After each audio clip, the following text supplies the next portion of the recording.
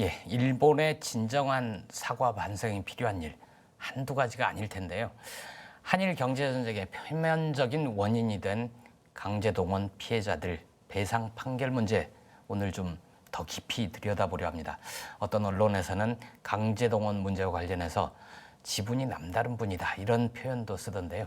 최봉태 변호사 모셨습니다. 대구에서부터 먼 길 오셨다고 들었습니다. 안녕하세요. 예, 반갑습니다. 첫 번째 질문부터 드리면 지분이 남다른 분이다. 이거는 어떤 의미이죠? 글쎄요. 아마 제가 2000년 5월 1일 날 예. 그 강제동원 피해와 관련돼서 이 피폭직용공 분들을 이제 원고를 해서 부산지방법원에서 예. 이 소송을 제기를 했거든요. 2005년. 2000년 5월 1일 날 2000년 노동절입니다. 5월 1일. 예, 예. 2000년 5월 1일이니까 노동절이죠. 예. 그 제소를 해서 이 판결이 결국은 성소 판결로 이제 확정이 되었기 때문에 예. 이 판결의 그 집행과 관련되어 가지고 지금 일본이 저항을 하고 있어서 예. 그래서 아마 그런 표현을 하신 것 같습니다. 네.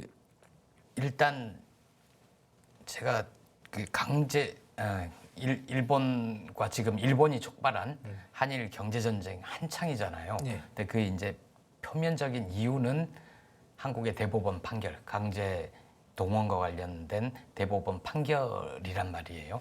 그래서 그 강제 동원 피해자들 그분들은 이런 상황을 착잡하게 보실 것 같아요. 어떻습니까? 그렇죠. 지금 뭐 이촌식 할아버지 일본 전체에 예. 이제 그 동원된 분이신데 예. 그분 같은 경우는 대법원 확정 판결이 나고 난 이후에 예. 일본이 저렇게 이제 저항을 하니까 예. 이걸로 인해서 우리 국가가 많이 이렇게 힘들어하는 것 같으니까 예. 나로 인해 가지고 우리나라가 이렇게 힘든 게 아니냐 참 그러니까요. 마음이 불편하다 잠을 잘 못 주무신다 하는 그런 말씀하시는데 그게 사실 피해자분들이 그런 말씀하시면 말이 안 안 되죠. 되죠. 예. 그런 말씀 드리는 예. 거 저희들은 오히려 송구스럽죠. 예. 그리고 저는 지금 오늘이 이제 일본군 위안부 기림의 날이거든요.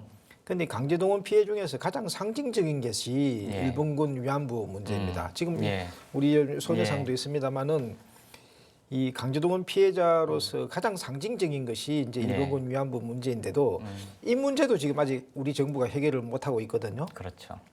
법적으로 보게 되면은 징용 갔던 분들의 그 문제하고 예. 일본군 위안부 문제하고는 동일합니다. 어떤 예. 동일한 문제가 있냐면은 이 개인의 청구권이 살아있다.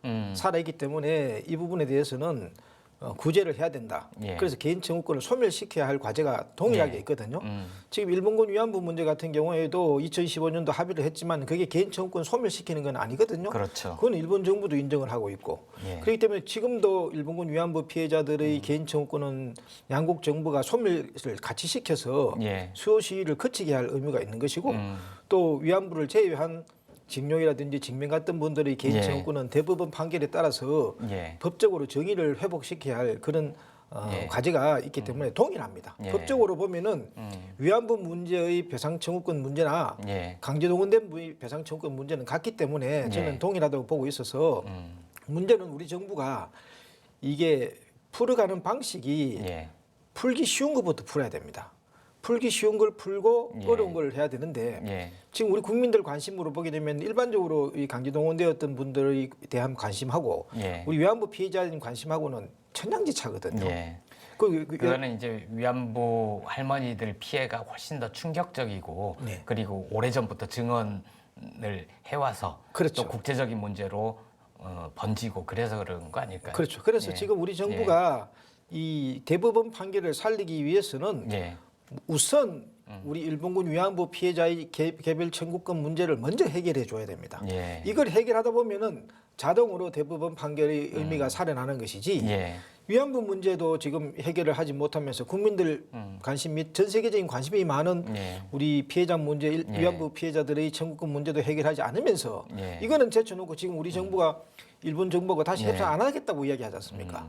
2015년도 합의에 기속이 되어서 예. 합의하지 않겠다고 이야기를 하고 이 문제를 해결하지 않으면서 예. 대법원 판결에 따라 가지고 이 징용 갚던 분들의 문제를 해결하겠다? 예. 제가 봐서는 전혀 진정성이 보이지 않습니다. 앞뒤가 맞지 않는 진정성이 거다. 없는 거죠. 그러니까 그 정부라고 해서 뭐 풀려고 하지 않는 건 아니고 일본이라는 과거사를 인정하지 않는 그리고 전혀 사죄할 뜻도 없는 그런 정부와의 어려움, 협상의 어려움 이런 것 때문 아닐까요? 그렇기 때문에 이제 하기 쉽고 그다음에 이제 먼저 할 수 있는 일, 예. 가능한 일부터 먼저 해야 되는 것이거든요. 일본군 위안부 문제 같은 경우에는 지금 우리 정부가 2012년도 합의를 통해 가지고 그 10억 엔이라는 돈이 일본 정부가 제출했지 않습니까? 박근혜 정부 때요? 그렇죠. 예. 그러면 그런 부분에 가지고 와서 예. 지금 우리가 정부가 지금 10억 엔 때문에 일본 예. 정부를 상대로 해가 다시 협상도 안 하고 있는 상황인데 예. 지금 2000년 15년도 합의를 일본이 먼저 파기를 하고 있잖아요. 대표적으로 말씀드리면은 얼마 전에 나고야에서 예.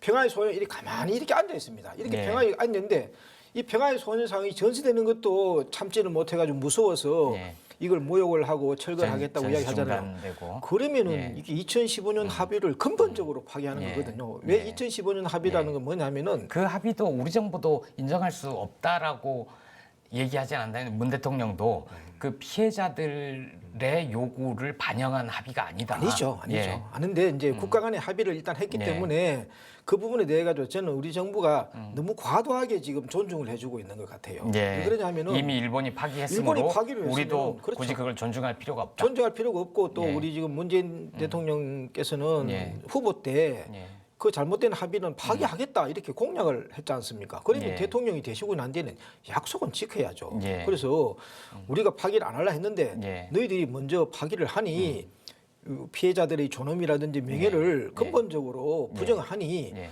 그러니까 이 위안부 존재 자체를 지금 일본에서는 부정하지 않습니까? 예. 그러면은 2025년 합의를 근본적으로 위반하는 거거든요. 예. 그러면은 이 10억 엔을 돌려주겠다. 받아라. 예. 만약에 일본 정부가 그 부분에 대해서 받지 않는다면은 예. 우리가 평화의 소녀상을 이 돈으로 만들어서 전 세계로 배포를 하겠다. 예. 이렇게 강력하게 이야기를 해야 되죠. 그러면은 일본 정부가 예. 뭔가 바뀔 겁니다. 그러면은 이제 이 강제동원 문제 예. 같은 경우에도 다시 문구가 틀릴 수 있는 강제동원 것이거든요. 문제로 좀 돌아와서 네.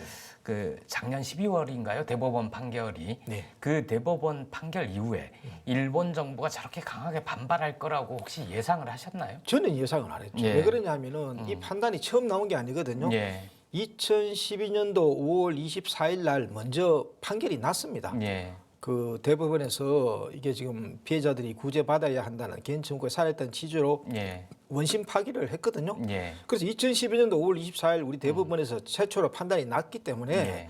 그때 그렇게 반발을 안 했거든요. 예. 그때는 조용했어요. 그때는 조용했습니다. 예. 예.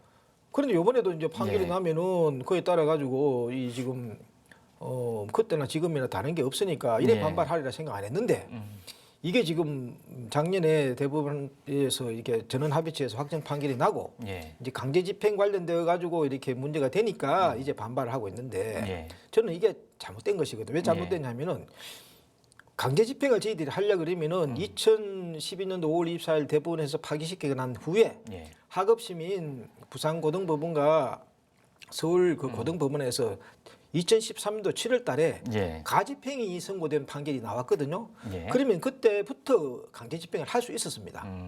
그리고 2013년 7월부터 강제 집행을 할 수 있음에도 불구하고 우리 피해자들이 왜 하지 않았느냐 이렇게 6년 가까이 하지 않았냐 그 예. 이유는 뭐냐면은 재판을 하지 않는 분들하고 포괄적으로 해결해야 된다는 그 부분하고 예. 또 강제 집행을 통해 가지고 집행을 하면 금전적인 부분에서는 만족을 할 수 있겠지 모르지만은 진정한 사과가 안 되거든요. 그렇죠. 그렇기 때문에 진정한 사과를 받기 위해서는 일본이 포괄적으로 화해를 해서 예. 잘못했다. 예. 그리고 이게 배상을 할 수 있도록 돼야지 100% 이길 수 있는데 예. 이게 지금 강제 집행만 하려 그러면 절반의 승리밖에 안 되죠. 예. 그래서 저희들이 6년 동안 기다린 것이거든요. 그러니까 예. 그때는 아무 반발 안 하다가 예. 그동안 기다려준 것만 해도 감사합니다 이런 말을 일본 측에서는 해야 되는 건데 예. 갑자기 지금 요 최근에 와서 이렇게 반발하는 거 보니까 예. 저는 이런 것은 일어나 예상은 못했죠. 예, 대법원 판결 문제를 좀 뜯어봐야 될 것 같은데요. 그 요약을 하면 대법원 판결은 강제 동원 문제는 1965년 청구권 협정 대상이 아니다 그런 얘기잖아요. 그렇죠. 예. 근데 이제 그 당시에 그러면은 청구권 협정의 주요 내용은 어떤 거였습니까? 그러니까 이게 지금 청구권 협정이라고 하는 것은 65년도 우리 한국과 일본 사이에서 이제 국고를 정상화할 때 이제 만들어지는 것이거든요. 예. 그 당시에 이제 한국과 일본 사이에서는 이제 역사 인식의 일치가 안 되었죠. 예. 쉽게 이야기하면은 식민지 지배에 대해 가지고 일본에서는 자기들은 합법적으로 예, 불법성을 인정하지 했다. 않았죠. 예. 그렇게 이야기를 했었고 예. 그 한국에서는 그게 이제 말이 되느냐. 지금 우리가 자발적으로 나라의 주권을 갖다 바치는 그런 나라가 어디 있습니까? 예. 명성황후 같은 경우에는 예. 지금 살해당했지 않습니까? 그렇죠. 예. 국가의 그 어떤 의미에서는 국무도 제대로 지키지 못하는 마당에 그 어떻게 자발적으로 그 국가를 갖다가 식민지 하는데 동의를 합니까? 예. 그 역사 인식과 관련돼 가지고 일본이 터무니없는 그런 주장을 예. 한 것이거든요. 그 대목에 대해서는 명시적으로 얘기를 안 했잖아요. 그러니까 우리가 예. 불법적으로 이야기 주장하는데 일본은 아니라고 인정을 하고 예. 그리고 합법적으로 했다고 하니까 예. 식민지 지배의 불법성을 전제로 했는 이런 이제 강제동원 피해 문제라든지 예. 위안부 문제라든지 이런 반인도적 이런 행위에 대해서는 일본에서는 그런 사실이 없다 이렇게 이야기를 한 거기 때문에 예. 지금 이 문제가 그 한일 협정을 통해가 해결됐다고 이야기할 수는 없는 것이죠. 그리고 지금 북한하고 지금 일본하고가 지금 수교 수교. 과정을 하고 있거든요. 예. 그 과정에서도 가장 큰 쟁점이 지금 되고 있는 것이 예. 식민지 지배를 아직도 일본은 합법이라고 주장하고 있고 예. 그 북쪽에서는 이게 말이 되느냐 이렇게 지금 싸우고 있는 상황입니다. 당신들이 그 불법성을 인정하지 않는다면 우리는 결코 당신들과 수교할 수 없다. 뭐 이런 되게 원칙적인 입장을 취하고 있는 거죠. 그렇죠. 북쪽은 이제 그런 입장을 취하고 있는데 예. 그래서 저는 지금 이게 65년도 한일 협정을 통해 가지고 적어도 예. 이 반인도적인 불법 행위 이런 예. 부분에 대해서는 일본도 그걸 인정한 바도 없고 예. 그렇기 때문에 이 부분에 대해서 다투는 것은 그것은 사실하고 다르다 이렇게 지금 그렇게 보고 있습니다. 예. 우리 대법원이 그 강제동원 문제가 한일 청구권 협상에서 협정 대상이 아니었다. 그렇게 판단한 이유는 뭔가요?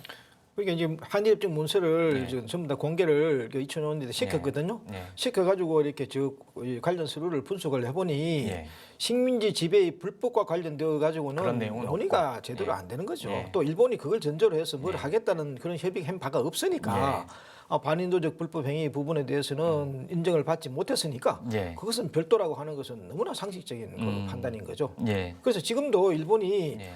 이 반인도적 불법 행위 부분 가지고도 포함이 됐다고 한다 그러면은 예. 이건 이 식민 지배에 대해 가지고는 그 불법이라고 인정을 해야 되는 것이거든요. 예. 지금도 합법이라고 주장하면서 불법을 전제로 해가지고 끝났다고 이야기한다. 그건 모순이죠. 그 대법원의 지난 12월의 판결에 보면 일본의 식민지 지배가 불법이다 이런 대목이 있잖아요. 그걸 딱 판단을 내렸잖아요. 일본이 과거 2012년과 달리 이번의 대법원 판결에 대해 그렇게 발끈한 건 이런 대목과도 관련이 있을까요? 그렇죠. 정면으로 이제 네. 반인도적 불법 행위, 식민지 지배의 불법을 전제로 한 부분 예. 이런 부분에 대해서는 이제 대상이 안 된다고 명시적으로 판단을 했고 예. 또 강제동원 부분도 그 대표적인 사례로서 언급을 했기 때문에 예. 지금 일본 입장에서는 이게 이제 인정을 하게 되게 되면은 북쪽과의 수교 과정에서도 근본적으로 이 문제를 새롭게 다루어야 할 그런 부담이 있는 것이거든요. 그러니까 일본 측에서는 뭐 반발하는 건 당연하겠죠. 예. 근데 일본의 고노다로 외무상은 작년인가요? 국회에서 그 개인 청구권 문제는 살아 있다는 식으로 그런 취지로 얘기를 한 적이 있지 않습니까? 그렇죠. 왜 이 하나의 협정을 놓고 오락가락하는 거죠? 그래서 지금 이 한국과 일본 사이에서는 예. 식민지 지배를 그 보는 시각이 한국에서는 불법이라고 보고 일본이라고는 합법으로 보고 있어서 서로 네. 일치되고 있지 않습니다. 그렇지만은 그럼에도 불구하고 합법이라고 본다 하더라도 예. 개인 청구권은 살아 있다는 것이 일본 법원의 판단이거든요. 그렇죠. 그러니까 합법이라고 하더라도 그건 국가 그렇죠. 간의 문제였던 거고. 그렇죠, 그렇죠. 예. 그래서 지금 일본에서 예. 일본 정부는 이중 플레이를 지금 하고 있거든요. 예. 지금 자기들이 이제 국회에 이제 예. 불려 나가서 이렇게 질문을 당할 때 예를 들면은 2018년도 11월 14일 날 예. 일본 국회의원이 한국에서 대법원 판결 나오고 난 뒤에 물었지 않습니까? 예. 지금 개인 청구권 그동안에 계속 존재한다고 이야기해왔는데 예. 소멸되어 있느냐 존재하느냐 예. 이렇게 물으니까 고노 외상이 어떻게 이야기했냐면은 개인 청구권 소멸된 거 아닙니다. 이렇게 이야기할 수밖에 없는 상황이 되어 있거든요. 예. 그러니까 식민 지배가 합법이고 불법이고를 떠나서 지금 합법이라 하더라도 개인 청구권은 자기 나라 국회에서는 답변할 때 청구권 살아 있다 이렇게 예. 이야기를 하는 것이거든요. 예. 그런데 이게 국내 언론들, 한국 언론들을 상대로 한다든지 한국 외교부를 상대로 할 때는 예. 65년대 한일 협정에 의해 가지고 개인 청구권이 소멸된 것이냐 이중 플레이를 일본 정부가 하고 있습니다. 그래서 그러니까 일본 국회 가서 그 의원들의 질문에 답할 때는 개인 청구권은 살아 있다라고 얘기를 하고 한국을 대상으로 얘기할 때는 개인 청구권은 소멸됐다. 65년 협정으로 인해서. 그렇죠. 이중 플레이를 하고 있죠. 그래서 저는 한국 정부가 일본 정부하고 협상을 할 때 이렇게 물으면 됩니다. 일본 정부 이중 플레이 하지 마세요. 두 가지 입장 중에서 어느 게 진짜 입장입니까? 청구권이 살아 있습니까? 소멸되었습니까? 한 가지로 정리해 주세요. 이렇게만 이야기하면 됩니다. 그러면 일본 정부가 그동안에 쭉 청구권이 살아있다고 이야기했으니까 부정을 못 하는 것이거든요. 그리고 무엇보다 중요한 것은 상권 분립이 되어 있는 이 나라에서는 청구권 협정의 해석과 관련돼서는 누가 권한을 가진가, 최종적인 권한을 가지는가 이거는 명확한 거거든요. 이거는 일본 외무성이라든지 이런 행정부가 가지는 게 아닙니다. 사법부가 가지는 거예요. 개인의 권리. 그러니까 법을 만든다든지 하는 것은 입법부의 권한, 조약을 체결한다는 것은 행정부의 권한. 그렇지만 만들어졌거나 혹은 체결되어 있는 조약이라든지 법률의 해석과 관련되는 최종 권한은 누구나 가지느냐, 누가 가지느냐, 사법부가 가지는 게 상권 분립된 나라거든요. 그러니까 청구권 협정에 의해서 개인 청구권이 살아있느냐, 소멸되느냐 이 부분에 대해 가지고는 일본 사법부 판단이 뭐냐는 겁니다. 그런데 일본 사법부 판단은 존재한다는 것이거든요. 그 일본 사법부의 판단은 대략 언제쯤 내려졌던 건가요? 이거는 뭐 78년부터 나와있죠. 여러 차례 나왔죠. 예를 들면은 1978년도에 원폭 피해자들이 일본에서 재판을 했지 않습니까? 재판을 할 때 이거 피해자들이 가지고 있는 이 권한은 살아 있다고 해가지고 이 피해자들이 이겼거든요. 그래 그게 78년도에 원폭 피해자들이 이겼고요. 그리고 지금 그 이후에 지금 원폭 피해자들이 여러 재판을 통해 또 이겨서 일본 정부로부터 달달이 지금 한 40만 원 가까이 돈을 받고 있지 않습니까? 이건 돌아가실 때까지 재판을 통해 가지고 이겼기 때문에 받을 수 있거든요. 일본 정부가 돈을 주고 있으면서 개인 청구권이 뭘 소멸돼서? 그러니까 이미 개인 청구권을 인정한 사례가 지금도 다달이 집행이 돈을 되고 주고 있는 있죠. 건데. 그리고 지금 한센병 피해자라고 있거든요. 한센병 피해자 같은 경우는 일제시대 때 인권 침해 당한 사람도 아닙니까? 그분들에 대해 가지고 일본 정부가 1억 가까이 보상을 했잖아요. 그러니까 지금 원폭 피해자들에 대해 가지고는 재판에 져 가지고 지금 돈을 주고 있는 상황인데 개인 청구권은 소멸되었다 말을 못 하는 거죠. 그래서 사법부는 이거는 상식적인 판단을 하는 거거든요.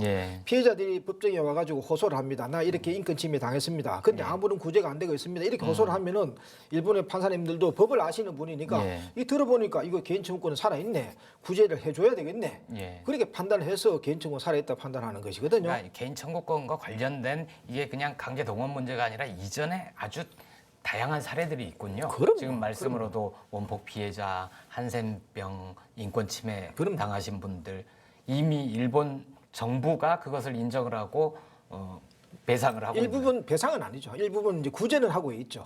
구제는 하고 하죠. 정당한 이제 배상은 아니어서 지금 문제는 있습니다만 그렇음에도 불구하고 일부분 구제는 해왔거든요. 그래서 지금 우리 한국 정부와 일본 정부가 협상할 때 다른 이야기 할 필요 없습니다. 너희들 원폭 피해자들 같은 경우에는 재판해가지고 너희들이 졌잖아. 져서 너희들 지금 달달이 돈을 이렇게 주고 있잖아.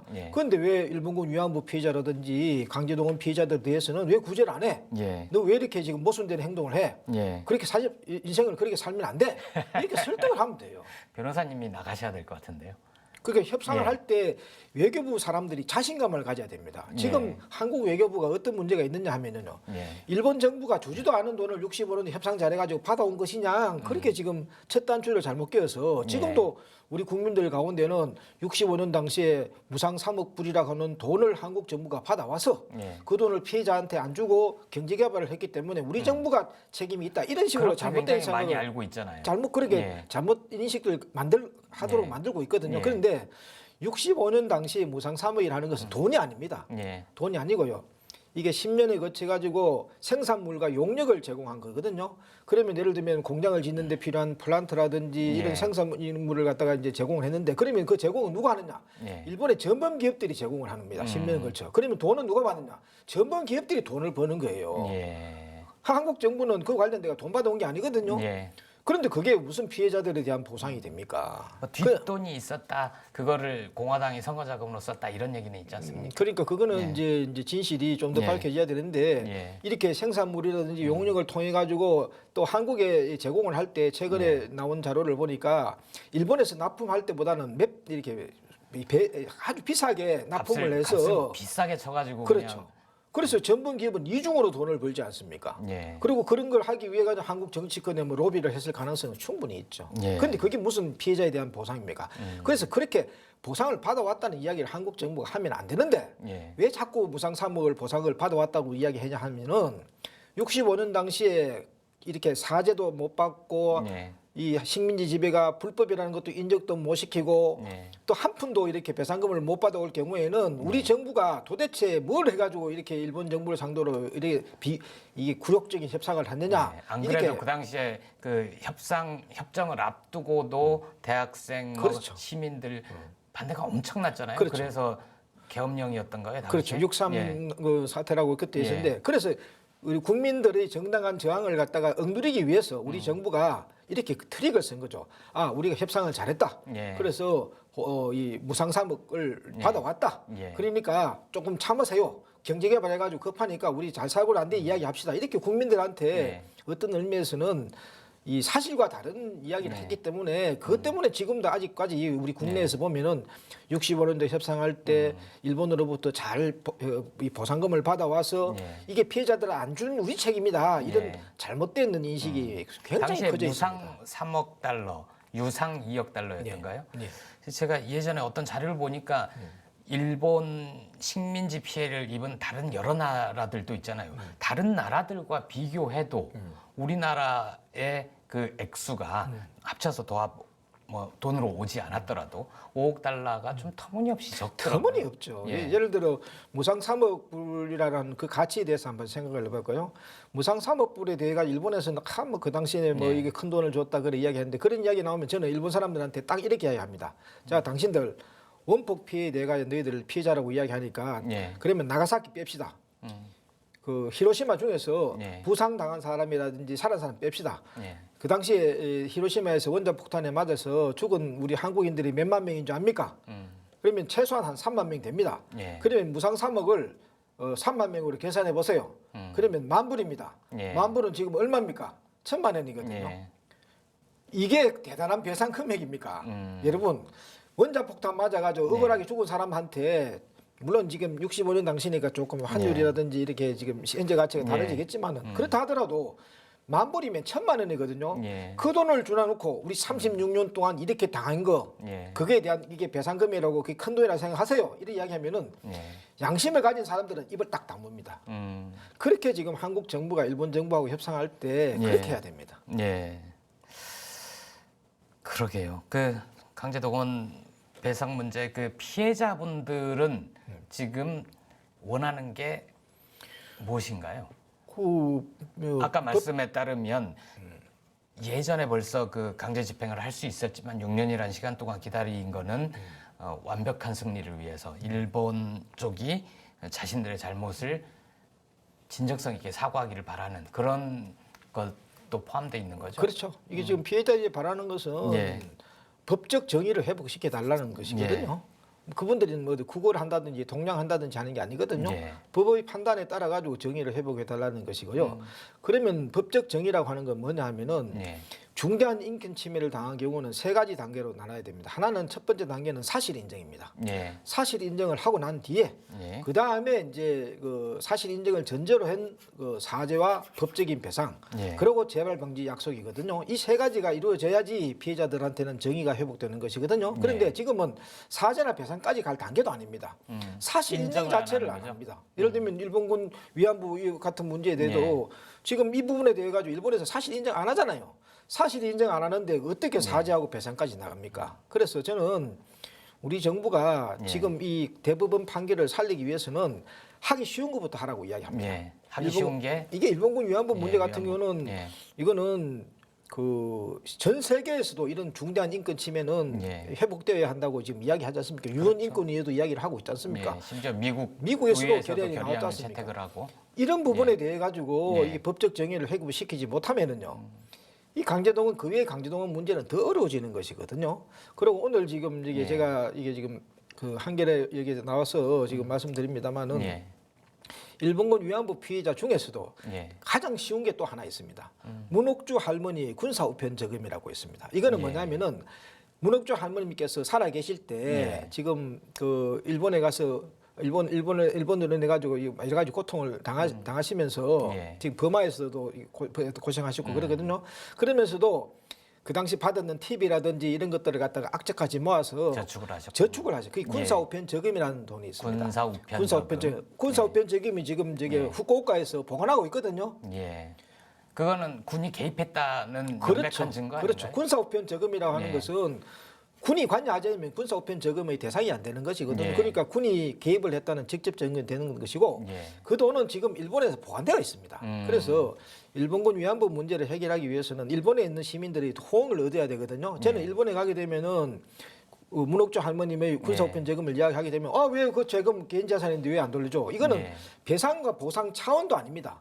개인 재산이지 않습니까? 그 개인 재산에 대해서 왜 안 돌려줘? 이렇게 다 이야기하거든요. 이렇게 쉬운 부분이 있는데 그 부분도 지금 해결하지 않으면서 지금 주지도 안 하려고 하는 그 보상금에 대해서 이야기를 한다든지 하는 것은 순서가 안 맞죠. 저는 그 문제는 많이 알려진 문제가 아닌가 본데요. 저도 처음 듣는 얘기여서. 그러니까 이게 지금 우리 정부가 원폭 피해라든지 일본군 위안부 문제라든지 그다음에 강제동원 문제가 전혀 별개의 문제로 지금 생각하고 있어서 지금 이런 지혜가 안 나오는 것이고요. 오늘 지금 이야기가 나왔습니다마는 이 김학순 할머님께서 이게 지금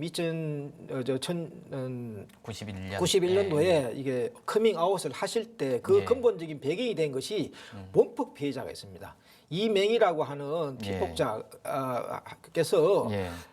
주위에 사시니까 김학순 할머니에게 용기를 가지세요. 저희들도 지금 싸우고 있습니다. 그래서 용기를 가지세요. 이래서 김학순 할머니가 용기를 내셔가지고 커밍아웃을 하셨거든요. 그러면 이게 뭐냐면은 원폭 피해자 문제하고 일본군 위안부 문제하고는 굉장히 밀접한 관계가 있습니다. 이 커밍아웃 할 때도 지금 그런 것이고 그리고 아까 말씀드린 것처럼 원폭 피해자에 대해 가지고는 일본에서 변호사님이 일본 정부가 지금 졌지 않습니까? 원폭 피해자 쪽도 법률 대리를 하고 계시죠? 그럼요. 그쪽은 진행이 어떻게 되고 있습니까? 지금 제가 미국 정부하고 미국 기업을 상대로 해서 지금 재판을 하고 있죠. 예. 그래서 지금 아까 다시 이야기 돌아갑니다마는 일본군 위안부 문제를 해결하기 위해서도 원폭 피해자 문제는 우리 정부가 이용을 해야 되거든요. 지금 원폭 피해자 문제에 대해서는 일본 정부를 상대로 해서 너희들 일본에서 재판 졌잖아. 재판 져가지고 지금 달달이 지금 피해자들한테 지금 돈 주고 있잖아. 그런데 왜 지금 일본군 위안부 문제에 대해서는 차별해? 이렇게만 이야기해도 일본에서는 손을 들게 돼 있습니다. 좀 더 우리가 날카로운 논리로 일본을 설득하고 압박하고 그래야 되는 그렇죠. 거군요. 하기 쉬운 것부터 할 수 있는 것부터 그렇게 해야 됩니다. 마지막 질문 하나 여쭤보고 싶은데 아까 그 1965년 한일 청구권 협정 굉장히 문제 많은 협정이다 이렇게 말씀을 해주셨잖아요. 요새는 65년 체제를 바로잡아야 된다 이런 표현도 많이 쓰는데 어떻게 보십니까? 어떻게 해야 됩니까? 그래서 저도 65년 문제가 많다는 건 다 인정을 하는데 문제는 이게 지금 뭐 재협상이라든지 이런 것은 이제 일본에서도 그거는 공감대가 형성이 돼야 되거든요. 우리가 하고 싶다고 해서 일방적으로 할 수 있는 건 아니니까. 그런데 지금 저는 65년 한일협정을 파기하지 않고도 피해자 문제는 다 해결할 수 있습니다. 지금 뭐 원폭 피해자 문제도 일부분 그렇고 그다음에 사할린 문제라든지 이런 부분에 대해서는 일부분 뭐 샨센병 같은 것도 일부분 해결하고 있잖아요. 일본이 인정을 해야 되는 거잖아요. 그러니까 근본적으로 사실 인정을 안 하기 때문에 이제 이런 문제가 발생하는 건데 그래서 협정과 관련되어서는 지금 이게 이 한일협정이라는 건 제가 봐서는 거의 파탄이 난 상황입니다. 이미 파탄이 나 있습니다. 파탄이 예를 들면은 청구권협정의 해석과 관련돼 가지고 주어도 일본하고 우리하고 해석을 달리하고 목적어도 달리하고 동사도 다 달리 해석을 하고 있기 때문에 뭐 저는 존속할 필요가 없다고 보지만은 일본 측에서 이걸 왜 파기해야 되는지 이유도 지금 모르는 상황에서 우리가 파기해버리면은 왜 또 한국은 약속을 지키지 않느냐 이런 불필요한 오해를 할 수가 있기 때문에 의미를 줄 수가 있군요. 그래서 이게 지금 협정과 관련되어서는 우리 정부가 먼저 해야 될 거는 뭐냐면은 일본 정부를 상대로 해가지고 악용을 하지 못하도록 만들어야 됩니다. 너희들 자꾸 한일 협정 때문에 특히나 청구 협정 때문에 자꾸 이 책임을 회피하는데 그러면은 너희들 비밀로 하고 있는 문서를 다 공개해. 문수도 다 공개하지 않으면서 왜 자꾸 악용을 해? 우리는 공개했잖아. 너희들은 왜 공개하지 않느냐? 이렇게 이야기를 해야 되죠. 그러면 이 문서가 공개가 되면은 일본 여론이 바뀔 겁니다. 왜 여론이 바뀌냐면 한국 정부를 상대로 해가 일본 정부가 주장할 때는 65년 한일 협정이 해가지고 끝났다고 이야기를 하는데 문서를 다 보니까 이거 65년 당시에 뭐 일본 정부는 뭐 하나 잘못했다고 인정도 안 했네. 예. 그런데 무슨 피해자 구제를 해? 이거 우리 일본 정부가 우리 일본 시민들을 속였구나. 예. 일본 여론이 바뀔 거예요. 그러니까 우리 정부도 하기 쉬운 것부터 예를 예. 들면은 일본 정부가 숨기고 있는 한일 협정 문서를 다 공개하라. 예. 이건 돈이 드는 것도 아니거든요. 할 수 있는 것부터 먼저 하는 게 좋습니다. 예, 알겠습니다. 변호사님한테 새로운 얘기들을 오늘 굉장히 많이 듣고 공부도 됐습니다. 네. 한번 또 모셔야 될 것 같은데. 예, 대구에서. 필요하시면 언제든지 불러주시면 나타나도록 하겠습니다. 알겠습니다. 고맙습니다. 네, 감사합니다.